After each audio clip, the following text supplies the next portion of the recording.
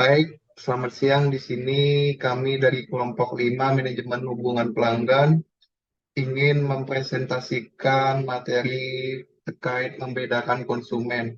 Di sini kelompok kami beranggotakan saya Riko. Saya Sekar Siroyatul. Saya Desi Listiarti. Saya Pasha Putri. Dan saya Putri Sonia Hani. Materi pertama akan dibacakan oleh Desi. 1. Customer value. Customer value dapat diartikan sebagai persepsi pembelian tentang nilai yang mewakili pertukaran antara kualitas atau manfaat yang dirasakan pembeli atas produk atau jasa yang mereka konsumsi. Customer value dipengaruhi oleh aspek harga dan kualitas, baik oleh kualitas produk maupun oleh kualitas layanan. Konsep customer value ini menunjukkan hubungan yang kuat dengan kepuasan konsumen. Konsep yang menggambarkan pertimbangan penilaian konsumen terhadap produk yang telah mereka konsumsi. Nilai yang diinginkan oleh konsumen terbentuk ketika mereka memiliki gambaran tentang seberapa baik atau buruk satu produk dalam situasi penggunaan. Next.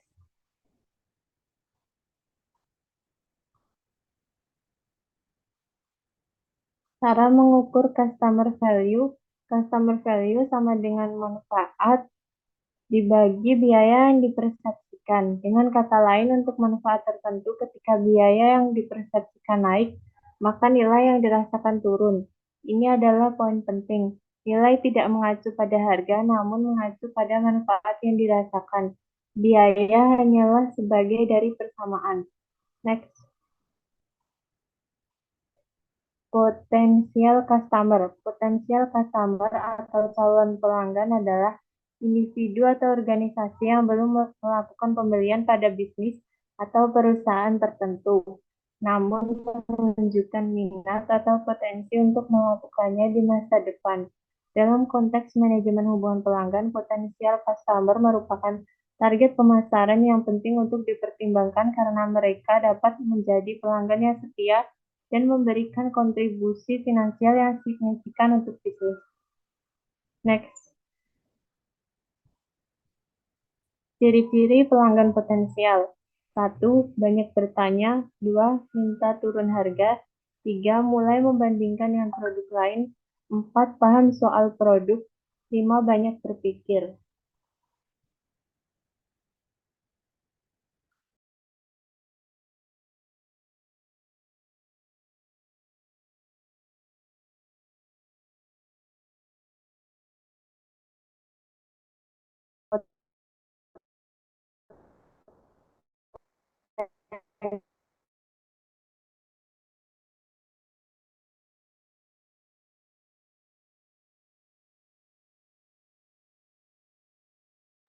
Baik, dipersilakan untuk Pasya.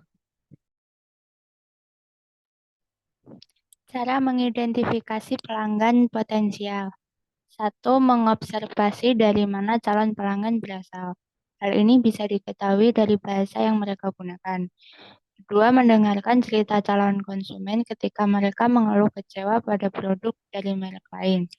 3. Melihat ekspresi yang ditunjukkan calon konsumen.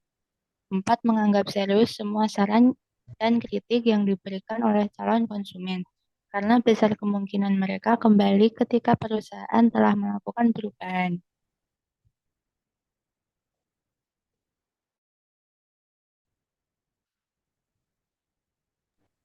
Strategi mengelola hubungan dengan potensial customer. 1. Program konten. Menawarkan konten yang berguna dan relevan kepada calon pelanggan dapat membantu membangun kepercayaan dan memperkuat brand awareness. 2. Program referral. Mendorong pelanggan yang sudah ada untuk mereferensikan bisnis ke teman atau keluarga dapat membantu memperluas jangkauan potensial customer.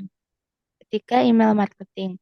Mengirim email yang personal dan spesifik kepada calon pelanggan dapat membantu membangun hubungan dan memotivasi mereka untuk membeli produk atau layanan perusahaan. 4. Media sosial. Memanfaatkan platform media sosial untuk menghubungi calon pelanggan dan membangun keterlibatan dengan mereka. Kelima, event dan promosi. Mengadakan acara atau promo dapat memberikan kesempatan untuk berinteraksi dengan potensial customer secara langsung dan memperkenalkan produk atau layanan perusahaan.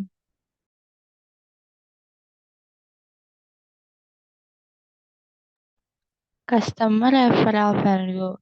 Referral adalah upaya marketing dengan mengajak pelanggan merekomendasikan produk ke calon konsumen lain di lingkungannya. Bisa teman, keluarga, atau koneksi di media sosial. Dengan referral, artinya akan ada banyak orang yang ikut membeli produk tersebut. Apalagi konsumen cenderung mempercayai rekomendasi dari orang yang mereka kenal. Menurut riset Annex Growth, referral marketing dapat menghasilkan 3 hingga 5 kali lipat conversion rate dan berpeluang meningkatkan customer retention 37% lebih tinggi dibandingkan channel marketing lain.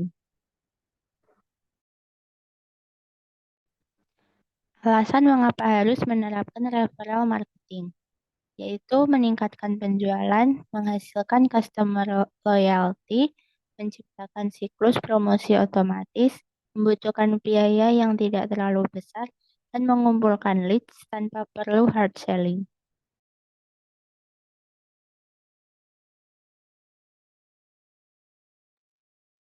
Membedakan konsumen berdasarkan kebutuhan. Yang pertama, berdasarkan jenis kebutuhan. Konsumen dapat dibedakan berdasarkan jenis kebutuhan yang mereka miliki, seperti kebutuhan fungsional, contohnya makanan, minuman, atau pakaian. Kebutuhan sosial seperti kebutuhan untuk menjadi diterima di lingkungan sosial tertentu. Atau kebutuhan psikologis, seperti kebutuhan untuk dihormati atau merasa aman. Yang kedua, berdasarkan intensitas kebutuhan. Konsumen juga dapat dibedakan berdasarkan seberapa besar intensitas kebutuhan mereka. Ada konsumen yang memiliki kebutuhan yang sangat kuat, seperti konsumen yang mencari makanan saat kelaparan, dan ada konsumen yang memiliki kebutuhan yang kurang intens, seperti konsumen yang mencari barang-barang mewah yang bukan kebutuhan dasar.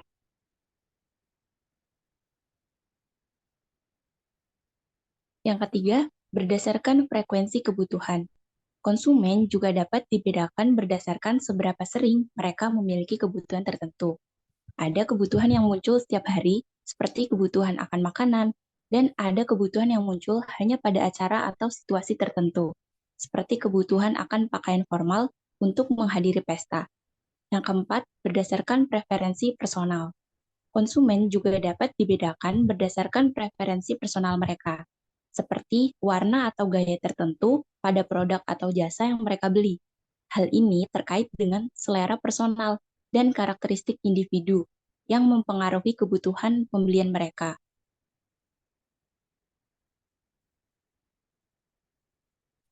Memahami perilaku konsumen. Perilaku konsumen adalah bagaimana individu memilih, membeli, menggunakan, dan membuang barang atau jasa untuk memenuhi kebutuhan atau keinginan mereka. Perilaku konsumen melibatkan analisis faktor-faktor yang mempengaruhi keputusan konsumen, seperti preferensi pribadi, harga, kualitas, merek, promosi, dan pengalaman sebelumnya. Perilaku konsumen juga dapat dipengaruhi oleh faktor sosial, budaya, psikologis, dan lingkungan. Sehingga memahami perilaku konsumen dapat membantu perusahaan untuk membangun hubungan yang lebih baik dengan konsumen mereka. Jenis perilaku konsumen. Yang pertama, perilaku konsumen rasional. Perilaku konsumen rasional adalah perilaku yang didasarkan pada pemikiran yang logis dan rasional dalam memilih produk atau jasa yang dibutuhkan atau diinginkan. Yang kedua, perilaku konsumen irasional. Perilaku konsumen irasional adalah perilaku konsumen yang tidak rasional atau tidak logis dalam memilih produk atau jasa. Faktor-faktor utama yang mempengaruhi perilaku konsumen antara lain ada persepsi, pembelajaran, memori, motivasi, kepribadian, emosi, sikap, konsep diri, gaya hidup, budaya, subbudaya, karakteristik demografis, status sosial, kelompok referensi, keluarga dan rumah tangga, aktivitas pemasaran, dan faktor situasional. Kemudian berikut adalah model perilaku konsumen menurut Hawkins dan Mothersbaugh. Menurut Hawkins dan Mothersbaugh, model perilaku konsumen itu berpusat pada konsep diri dan gaya hidup yang dipengaruhi oleh pengaruh eksternal dan internal dan dipuaskan melalui proses keputusan. Pengaruh eksternal sendiri ada dari budaya, demografis, status sosial, kelompok referensi, keluarga, dan aktivitas pemasaran, serta pengaruh internal yaitu persepsi, pembelajaran, memori, motif, kepribadian, emosi, dan sikap. Next. Proses ini memberikan pengalaman dan akuisisi yang selanjutnya mempengaruhi atau memperkuat konsep diri atau totalitas pandangan dan perasaan seorang terhadap dirinya sendiri dan gaya hidup atau citra keseluruhan yang dimiliki seseorang terhadap dirinya sebagai hasil budaya tempat tinggal serta situasi dan pengalaman individual yang membentuk eksistensi kesehariannya yang telah ada. Cara membedakan konsumen untuk membangun customer value, yang pertama melalui segmen pasar, yaitu dengan mengelompokkan konsumen menjadi beberapa segmen pasar berdasarkan karakteristik dan kebutuhan yang berbeda-beda. Dalam melakukan segmentasi pasar, fokus pada kebutuhan dan preferensi pelanggan serta ciri-ciri yang berbeda. Setelah itu, dapat membangun strategi pemasaran yang berbeda untuk setiap segmen sesuai dengan kebutuhan dan preferensi mereka. Kemudian yang kedua ada persona, yaitu membuat profil pelanggan ideal untuk memahami kebutuhan, motivasi, perilaku, dan preferensi pelanggan secara lebih mendalam. Kemudian yang ketiga ada analisis perilaku pembelian, yaitu dengan melakukan analisis data pembelian dari pelanggan dapat membantu memahami pola pembelian, kemudian produk apa yang diminati, dan mengidentifikasi peluang upselling dan cross-selling. Yang terakhir ada feedback pelanggan, yaitu dengan cara menanyakan langsung kepada pelanggan apa yang mereka pikirkan tentang produk atau layanan dan bagaimana perusahaan dapat memenuhi kebutuhan mereka lebih baik.